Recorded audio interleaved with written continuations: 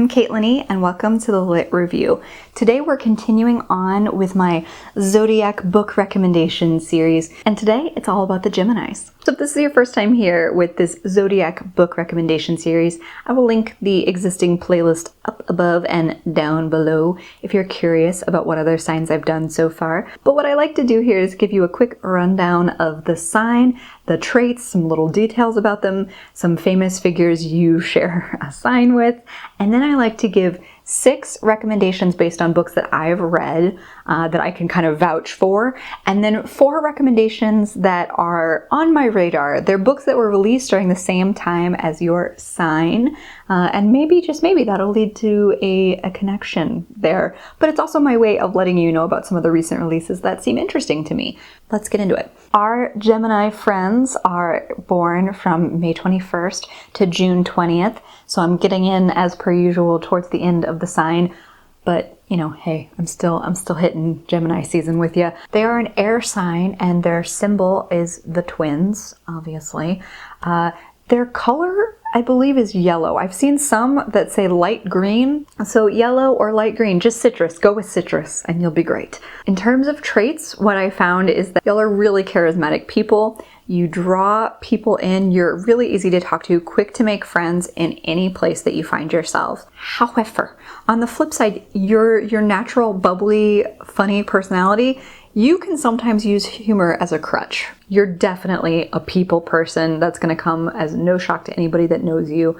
You're also a very curious individual. You tend to learn or pick things up really quickly because of your curiosity. On the other side of that, though, you can have a really short attention span because your curiosity isn't about settling in one place. It's about constantly moving forward. So that can be a bit of a distraction for you at times, and you can also be a smidge indecisive.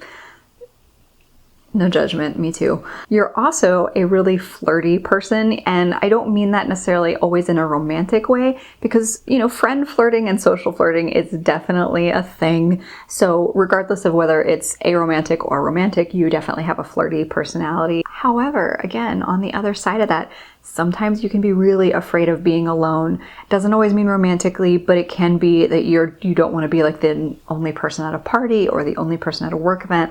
The idea of being alone because you are such a people person doesn't always feel great. Again, I always say this in every video, but not all Geminis are going to be representative of all things. So if some of that didn't click with you, it's okay. It's okay. Some of your famous folks, the people who share a sign with you: Angelina Jolie, Kendrick Lamar, Laverne Cox, which is super cool. I love her. The low-key irony of this really got me, but Mary-Kate and Ashley Olsen are Geminis. The twins are twins. Bless. Marilyn Monroe, Venus Williams, Patrick Rothfuss, Octavia Spencer, and so many more people. I really had to stop myself with this one. I had to pull back, but there are so many amazing Geminis out there. And then when I was looking for a kind of 2021 overall horoscope, one of the things that kind of kept coming up in a couple of different places was the word creativity. So it feels like this year might be the time to lean into your creative spark, whatever that may be.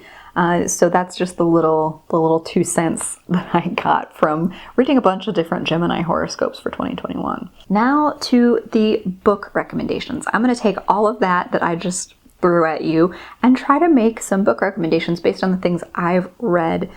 So my first recommendation to you is Crowded by Christopher Sebela, Rose Stein, Ted Brandt, Triona Farrell, and Cardinal Ray. This, I think, is such an underrated comic series. This is a bind-up. So this is volume 1. I believe there are currently only 2 of these bind-ups out. I really need them to keep writing this series. It's truly one of my favorites. But why I think it'll work for a Gemini is that it is very much about charismatic and sometimes dangerously charismatic people. Our main character, Charlie, is on the run because there's an app in this tech-driven world that you can put a hit out on anybody. And if you survive past the expiration of the hit, like nobody can put a hit out on you again. You're safe. So in this world, there's that app, and then there's also a Defender app, which is where we meet our second main character, Vita, who is tasked with defending Charlie. And Charlie is very sketchy on why she has had this hit put out on her. She's apparently made a lot of people different levels of mad. So despite the fact that she's this person that you probably think is a terrible human, she ends up being really endearing. And I think the charisma part of you, as well as the flirt, is really going to enjoy this madcap ride. Again, really enjoy the heck out of this. LGBTQIA plus rep in here. Just really fun reading experience. And I think it's going to hit on a lot of the things, including things like using humor as a crutch, because Charlie does that really intensely. But I think this could be a good fit for you if you like a graphic novel or a comic book. Next, I'm going to recommend to you one of my sleeper hits from 2020. It's Been a Pleasure, Noni Blake by Claire Christian. This book, slow to start. I warn you now, slow to start. But Noni Blake is a bicon, and I will fight anyone who says differently. You get a really strong sense of duality with Noni's personality, as well as the relationships that she investigates. This is a story about a woman who takes her what if, like what if I had had a relationship with this person, and kind of goes on a bit of a personal journey to find herself, even though she thinks she's going to find a lost love. And it's so good. So good and raunchy and funny, and I cried. I just adored this. It is going to touch on some of your fears, Geminis. The fear of being alone, doesn't like feeling constrained, because that's what Noni is feeling in the beginning of this book. And so it's going to ruffle your feathers maybe a little bit in the beginning, but I promise you it's worth it to get past that, because the steam in here is good. The humor is great. I recommend this book to all people, really, but Geminis, this one really touched a chord for me, so I think this could be a good fit for you. And then I always like to recommend at least one book for you that comes from a fellow Gemini, and this time around I went with The Name of the Wind by Patrick Rothfuss. It's been a hot minute since I've read this, but when I was listing all the things about Geminis, I was like, this sounds like Kvothe. This just sounds like him. I swear, Kvothe is a Gemini. I don't care if that's canon or not. It is up here. It's headcanon, baby. Because he is a charismatic person. He doesn't like to feel constrained, which leads to him being a crazy big rule breaker. He's not going to admit it, but he's got a fear of being alone because of the trauma that he experienced as a kid. He's actually decisive. He's not an indecisive person, but he has the frickin' attention span of a gnat when it comes to getting into trouble. He has like no care for the rules. He's very much a people person, even though he often finds himself alone. And his flirty is all heck in a social capacity, especially with a certain lady. So he's super curious too. He learns obscenely quickly, and this is also part of what gets him into trouble. But I rest my case. He's a freaking Gemini. I'm not going to tell you too much more about it because I feel like I just told you the entire dude's personality. So if that character sounds interesting to you, he's also a potentially unreliable narrator, which I think would intrigue you. And the next three I have read, but I don't own currently, even though I really enjoyed them and would recommend them to you. The first is Warm Bodies by Isaac Marion. So this book actually has a filmic adaptation that I also really enjoy, but the book series has a lot more depth than the films, even though I enjoy them both separately. Warm Bodies is a Romeo and Juliet retelling in a zombie apocalypse where you are identifying with a zombie who is slowly, potentially recovering his humanity because he is falling in love with a human. And it is such an interesting and complicated book. There's a lot of good kind of meditations on what humanity is, what love is, what life is, all packed into a YA. It's fantastic. So R is our zombie character. He's definitely the character that I identify the most with. He is a people person for all that he is a zombie who sometimes eats people. Like he's really fascinated by people and the bits of humanity that he can remember. He's really curious and he learns quickly, and his capacity for learning kind of changes the landscape of this world in really interesting ways. And the series gets progressively darker. So you could probably read Warm Bodies as a standalone if you just wanted the feels good, because the first one is definitely more of a feels good moment. And I think the quirky bits of it, I think would also really appeal to you as a Gemini. Next is a book I literally just finished in May, and that is The Black Tides of Heaven by Neon Yang. Why I want to recommend this to a Gemini is because the main character is a twin, so it just felt really appropriate. And I think in particular, the main character whose perspective we're in the most, Akia, is really going to connect with that, not wanting to feel constrained, not wanting to feel limited by societal expectations, that's the part you're probably going to connect with most from a narrative perspective.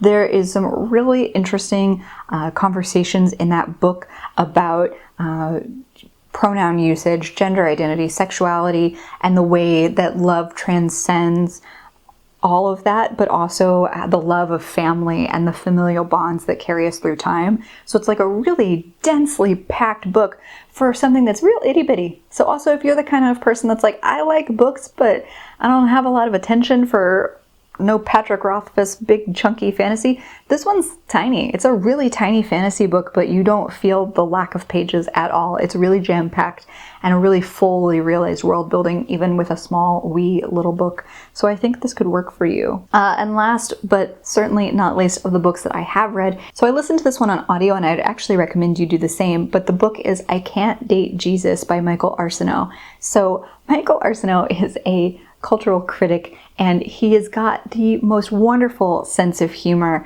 I laughed out loud listening to this, even though there are some heavier topics in this book. It is a nonfiction. Highly recommend the audiobook because it's read by the author. And so great sense of humor, potentially even sometimes sense of humor as a crutch. Really wonderful range of topics. I listened to this in a day, so if you're, again, one of those readers that has like a bit of a short attention span, an audiobook is a great answer to that in general, but I really think this audiobook just hits hard in a short amount of time in a way that was really satisfying, and I enjoyed the heck out of that book. I even teared up and like felt really deeply listening to his stories and his take on culture. I feel like Michael Arceneaux is an author that I want to return to again and again, so I think it's just a good recommendation across the board, but I think this could work particularly well for some of the traits that you Geminis have. Next, I have a bunch of books that are on my radar. They are all, I think, out, have all been released in early June, but these are the ones that are catching my eye. And honestly, I had too many options for you Geminis in terms of new books that I was interested in. Like, there's an absolute stunning amount of books that seemed intriguing in June. So this is like the tip of the iceberg. These are the 4 that I decided to go with. But 7 Days in June by Tia Williams. I know this one is kind of high profile at the minute because it was one of the recent picks for Reese Witherspoon's book club. The synopsis of it really grabbed me. I don't know too much about any of the books I'm going to mention to you, just little bits of detail here and there. So this appears to be kind of a love story between 2 authors. So potentially if you liked Beach Read by Emily Henry, this could be another escalation in that same type of book. But it just feels like there's a whole second chance at love thing. So again, my flirty folks, my people pleasers, my people, this could really work for you as a Gemini. I feel like there's going to be a lot to dig into there. Potentially the fear of being alone might come in, but hard to say having not read it. But I'm really intrigued by this book and added it to my want to read TBR. And I've been seeing a little bit about this one too, but Instructions for Dancing by Nicola Yoon. The cover on this just absolutely grabbed me, and the premise seems really cute. Again, leading into some of your more romantic or flirty inclinations, Geminis, I think this would be a good fit. Our main character can suddenly like see visions of how a relationship is going to end, and at the same time she meets somebody really intriguing in her dance class, and so she's trying to reconcile, you know, her ability to see into these romantic futures with the potential of this new person. So it just seems like a really good what if scenario. Really charming, seems like it'd be a really good lighthearted fun read. Now this one I know precious little about. I literally just discovered this when I was browsing today, but I'm intrigued. It's called The Library of the Dead by T.L. Huchu, Huchu, and the main character speaks for ghosts, is a ghost talker. That's like all I know. And then she has to discover something based on what a ghost has told her recently. It's like a mystery and an unveiling of that. And it just sounds fantastic. The cover is really cool looking too. I'll put all of the covers up here, but this just really grabbed me. I'm going to try not to learn too much about this because honestly with mysteries or thrillers, I feel like you can just kind of hurt yourself by learning too much about them, but it looks really cool. And then the last of the on my radar books for Geminis is going to be The Wolf and the Woodsman by Ave Reed. And this one is a myth or folklore retelling in a really interesting fantasy landscape. Something about it just really piqued my curiosity, and I guess that's why I'm putting it here, because of your curious nature, and it really hit home for me, so I'm hoping it'll also hit home for you Geminis. But all of these books came out during Gemini season, again, May 21st through June 20th, most of them in early June. So they're already out and about if you want to check them out. Obviously, these are books I would recommend to you regardless of whether or not you are a certain star sign, but I really hope that they work out for you Geminis. If you are a Gemini, please let me know what some of your favorites are down in the comments below. I would love to hear from an official Gemini source what you like to read. So hopefully this continuing series is still fun for you all. I'm enjoying it. It's been really interesting to try to pick apart traits and see what I can find based on the books that I have read. Thank you for spending time with me. I hope you have a fantastic reading day. Like and subscribe if you'd like to see more from me or this channel, and I'll see you in the next one.